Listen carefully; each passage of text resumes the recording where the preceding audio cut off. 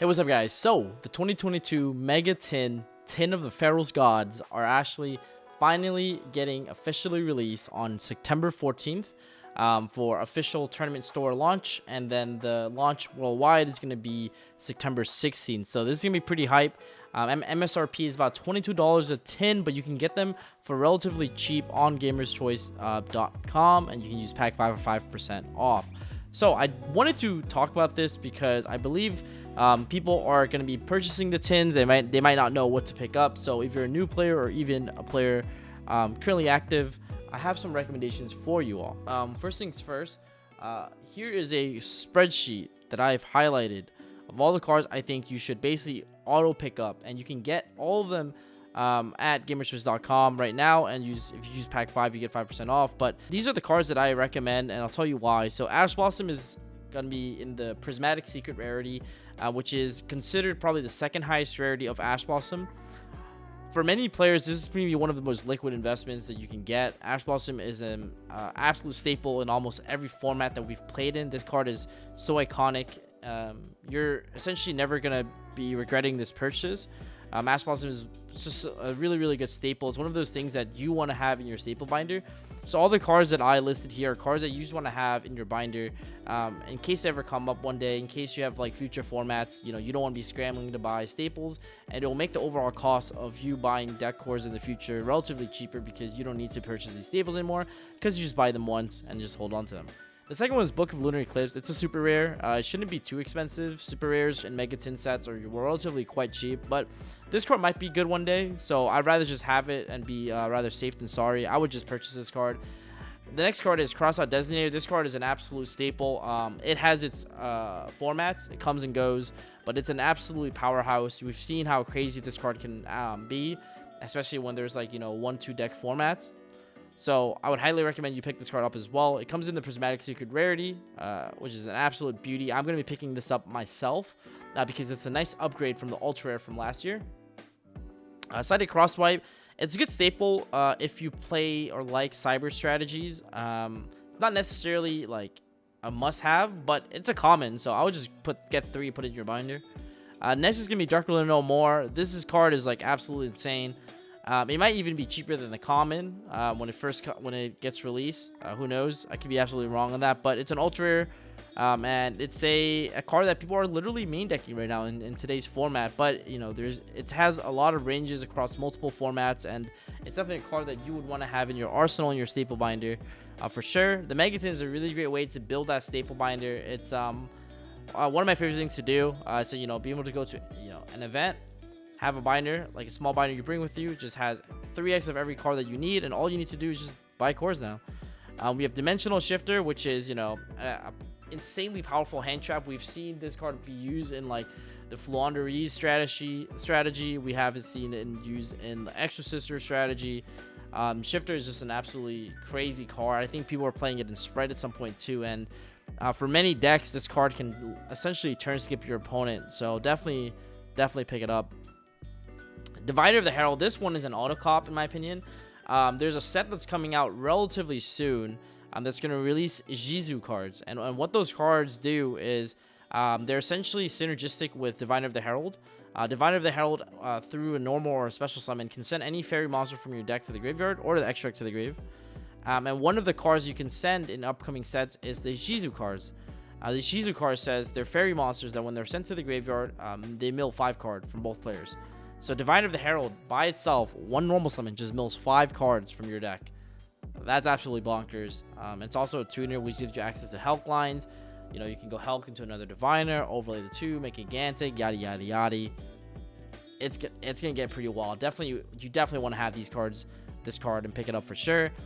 Evil Twin Trouble Sunny. So the reason why I have this on here is mainly because of Ultimate Slayer. So if you are playing or siding Ultimate Slayer, you want to have the Evil Twin Trouble Sunny, because it's one of the link targets that you would send off of Ultimate Slayer. So I would definitely recommend picking at least 1 up for sure. 2 if it might come up to play 2 if you're playing like a deck like Eldritch, then you want to have definitely 2 to 3 copies of this card for sure, because Eldritch, like the Eldritch strategy that plays like Ultimate Slayer, they play at least like 3. They play 3 3 of most extra deck cards because of extravagance and prosperity. So definitely have that.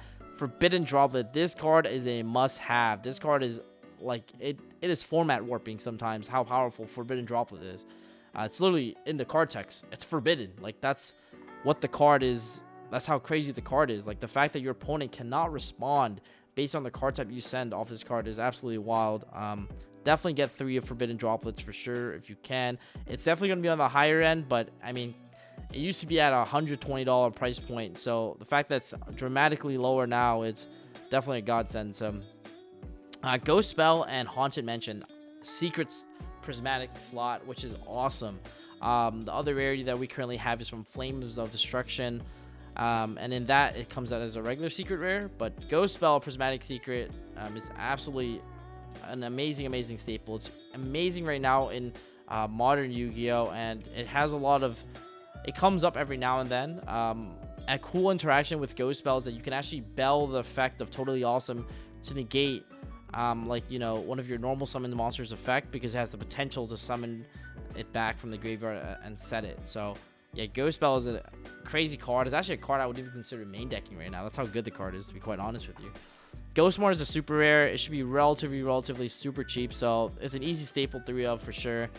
Ghost Ogre and Snow Rabbit, definitely an easy 3 of. I mean, this card comes in and out of formats. It's an easy teleport target.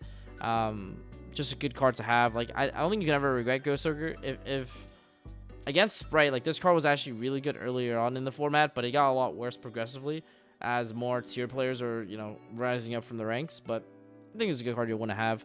Ghost Reaper and Winter Cherries. This card is also very format dependent, but like that's kind of like the whole point of a lot of these staples. You just want to have them in your staple binder, and there's no easier way than to just buy these cards off the tins. Ghost Sister and Spooky Dogwood, another good staple. It's not a card that I've seen like a lot of play, to be quite honest, but hey, there might be a strategy in the future. Like if you're playing like a god strategy like Ra or something, you get your life points to like infinite off Spooky Dogwood, and then it's also a time win condition if you like want to side into that. Greater Problemization is like not like an absolutely needed staple, but it's nice to just have. I reckon this would be like a quite cheap card, just because it's not really played, but it might come up, so you just want to have it. But I'll definitely put it in like the not necessary but nice to have. Lightning Storm is just mandatory. I would just put 3 of this in your binder. This card is like super sweet. It's like an easy back row removal card. Then we have Link into the Reigns. I think this is a nice staple because I think this is a world premiere, so there was never a version of this card printed before. And the card is actually kind of nice. Going second with this card can be really cool because you get to summon a monster from hand, immediately Link summon, and your opponent can't respond to the effect of a monster, to your Link monster's trigger effect, which is absolutely nice. It can be a really cool board breaker. So I think this is something that I'm definitely going to be looking into, and I'm going to have 3 in my binder for sure. Lord of the Heavenly Prison, if you guys like those trap strategies, then definitely consider picking this card up. Lina is going to come as an ultra rare. Definitely pick this up. Charmers are always amazing. They also reprinted Area in the last Megatin, so all these Charmers are amazing. You just want to have one of all of them in your binder, just because these Charmers come in and out of the format, and in formats that they're really good, especially Sisu format, where like you can go Lina, summon back your opponent's Diviner, trigger their Diviner, and go pop off, which I think is cool. Nibiru, I mean, I consider this card like the modern day Max D in my opinion.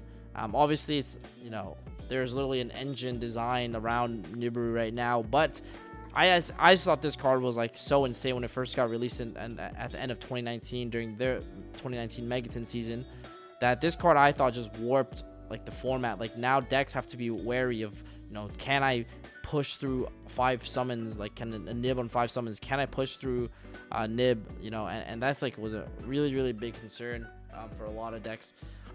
So Nibiru was just crazy. Cambro, the other card is Paleozoic Cambroraster, which I think is a really cool Ultimate Slayer target, as well as a cool punishment target, or Dogmatica punishment target. So definitely just want to have through that. Pot of Prosperity, man, this card is literally insane. I did not expect this card honestly to be here, but it's one of those things that I'm glad is definitely in here. Pot of Prosperity is a card that we've sought for a while, especially in the reprint season, because it's quite expensive. It was like at its peak over hundreds of dollars, and now it's like definitely dramatically lowered now. But it's gonna be one of those cards that you just want to have in your staple binder. This card has one of the most wildest effects ever. Be able to dig the top 6 cards of your deck, pick any of them, add it to your hand, and there's no restriction besides like, oh, you can't draw and you can't special. Like that's fine, to be quite honest. I don't know, you can still special summon even after picking the top 6, which is crazy, right? Like it, you know, Pot of Duality is a card that was also game changing when it first got released in like 2011 in Duelist Revolution. But Pot of Prosperity like is a card that, like, you know, is like on that same type of power level, except you can still special summon, which is absolutely insane. Then you have Ready Fusion, which is a nice staple to just have. Who knows, maybe there's like some sort of like strategy where Ready Fusion is like super nice in the future. Small World is a card that I consider it sign and mining for any card in the deck as long as you know your bridges. And then Underworld Goddess is just a really powerful staple Link 5. You know, there's not a lot of Link 5s in the game, but this is one of those Link 5s that can use your opponent's monsters, and so there's no reason not to have this card as well. I actually have a really cool idea that I want to try as well, but let me know in the comment section below what you're picking up from the 2022 tins, as well as if you guys would want to see me build a deck from the 2022 tins and take it to locals and try to build a budget deck from 2022 tins. I think that'll be a really fun challenge, so let me know if you're interested in that, and I think I can make a pretty competitive one too. I think it'll be a really fun challenge. But anyways, I'll talk to you guys later, and I'll see you guys in the next